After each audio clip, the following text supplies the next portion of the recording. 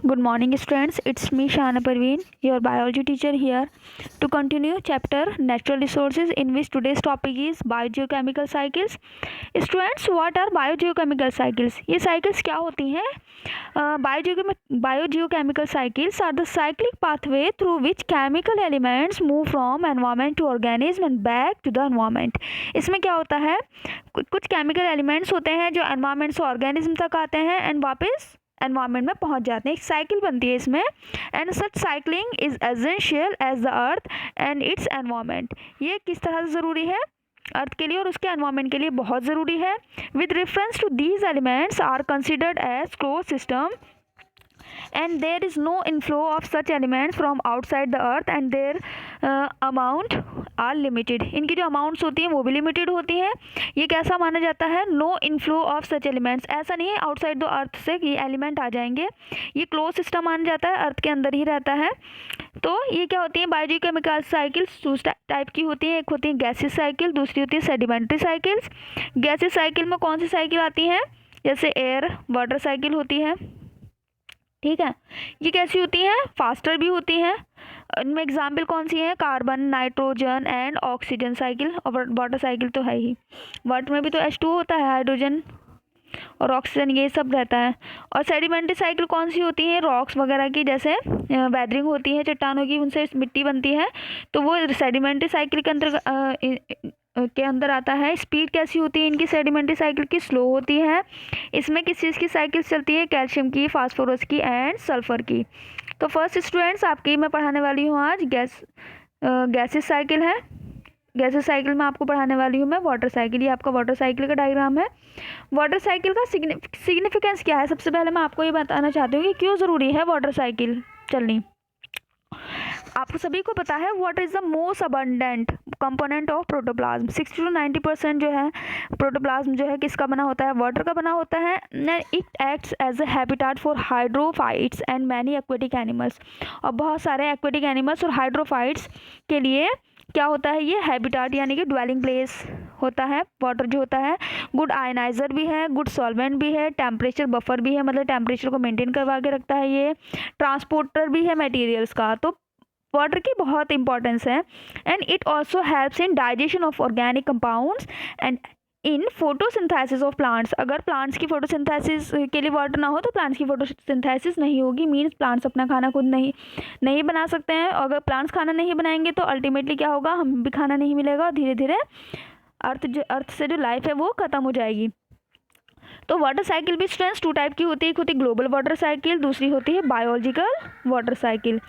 Global water cycle कौन सी होती है? इट डज नॉट इन्वॉल्व, इसमें लिविंग ऑर्गेनिज्म का कोई इन्वॉल्वमेंट नहीं होता है। And involves the interchange of water between the earth surface and the atmosphere by the process of precipitation and evaporation. जो दिया हुआ है ये इवोपरेशन हो रहा है सिंपल, और उसके बाद प्रेसिपिटेशन, पानी बारिश के फॉर्म में वापस नीचे आ रहा है। ये ग्लोबल वाटर साइकिल के अंदर आता है, ठीक है। इसमें ह्यूमन का मतलब प्लांट्स का या ह्यूमन का रोल नहीं आता ग्लोबल वाली में। ये दोनों ही एक साथ दिखाई गई हैं इसमें मिक्सअप करके। ओशन क्या है? बिगेस्ट स्टोर हाउस है वाटर का।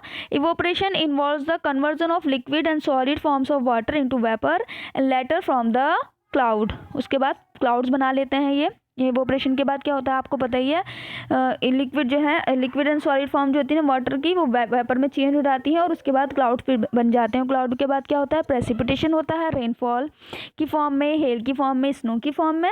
एंड एनर्जी जो होती है ग्लोबल वाटर साइकिल की प्रोवाइडेड बाय सनलाइट। कहाँ से मिलती है ये? ग्लोबल वाटर साइकिल को चलने के लिए जो एनर्जी मिलती है वो सनलाइट से मिलती है। दूसरी होती है स्टूडेंट्स बायोलॉजिकल वाटर साइकिल। इसमें क्या होता है? It is the interchange of water between abiotic and biotic component of environment. इसमें क्या होता है? बायोटिक और एबायोटिक दोनों तरह के कंपोनेंट्स इन्वॉल्व होते हैं। जैसे कि प्लांट्स क्या करते हैं? एब्जॉर्ब करते हैं वाटर को फ्रॉम वाटर बॉडीज से। एंड सॉइल क्या करती है? While loss most of water by the process of transpiration. ठीक, ट्रांसपायरेशन के थ्रू बहुत सारा पानी जो है मिट्टी से, पेड़ों से वो इवोपरेट हो जाता है। एनिमल्स क्या करते हैं? कंज्यूम करते हैं वाटर को फ्रॉम वाटर बॉडीज से। और the food digested while release the water by the process of respiration and excretion. Respiration और एक्सक्रीशन के थ्रू बॉडी से पानी बाहर जाता है। एक्सक्रीशन जैसे स्वेट वगैरह आता है आपको पसीना, तो आपकी बॉडी से क्या पानी बाहर नहीं जाता है, तो वो एक्सक्रीशन की प्रोसेस में आता है। यूरिन के थ्रू पानी बॉडी से बाहर जाता है, वो भी एक्सक्रीशन की प्रोसेस है। तो यहाँ आपको दिखाया हुआ है वाटर साइकिल किस तरीके से, जैसे ट्रांसपायरेशन में, रेस्पिरेशन डीके में, प्लांट्स से, ये सब चीज़ें, प्लांट्स में जब ट्रांसपिरेशन होता है, रेस्पिरेशन होता है, तो वाटर जो है वेपर बन के एटमॉस्फेयर में चला जाता है। ठीक है, तो इस तरह से वाटर, ये आपको सामने वाटर साइकिल दिखाई हुई है। नेक्स्ट है स्टूडेंट्स आपकी नाइट्रोजन साइकिल। नाइट्रोजन साइकिल मैं आपको दिखाती हूँ। ये बहुत ज़्यादा क्लियर नहीं है डायग्राम, बट आपको फिर भी क्लियर समझ में आ जाएगा। ठीक है, मैं आपको ये एक्सप्लेन करती हूँ अच्छे से।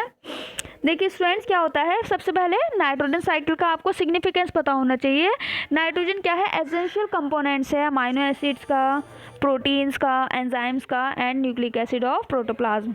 ठीक है, मतलब सेल में जो भी चीज़ें पाई जाती है इनका एसेंशियल कंपोनेंट होता है ये। ठीक, सोर्सेज क्या है, सोर्सेज ऑफ नाइट्रोजन के, रिजर्वायर पूल ऑफ नाइट्रोजन क्या है, एटमॉस्फेयर है ना। एटमॉस्फेयर में कितने परसेंट नाइट्रोजन होता है स्टूडेंट, 78.62% होता है गैसेस स्टेट में, but it can not be use directly and is change into nitrites and nitrates and then utilised. इसको डायरेक्टली यूज़ नहीं किया जाता है, ये नाइट्राइट या नाइट्रेट में चेंज हो जाता है और उसके बाद इसको यूज़ किया जाता है।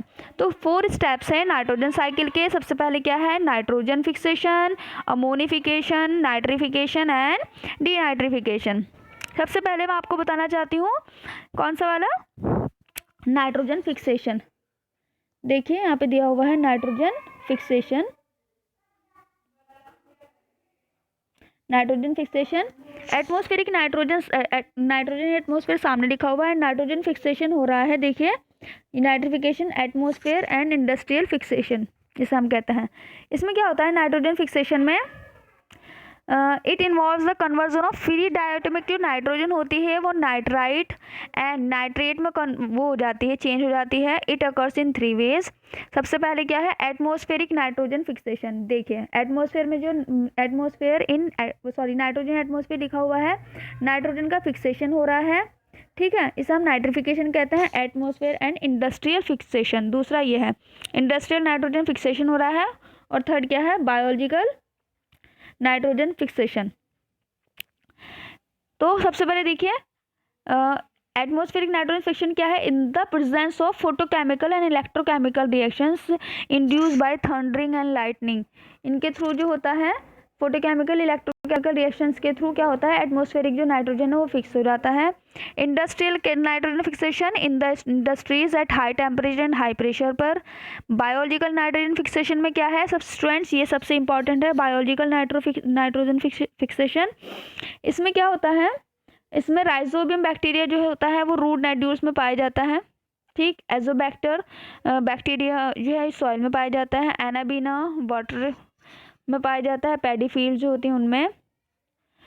ठीक, ये क्या करते हैं, नाइट्रोजन का फिक्सेशन करते हैं, एटमॉस्फेयर नाइट्रोजन को फिक्स कर देते हैं।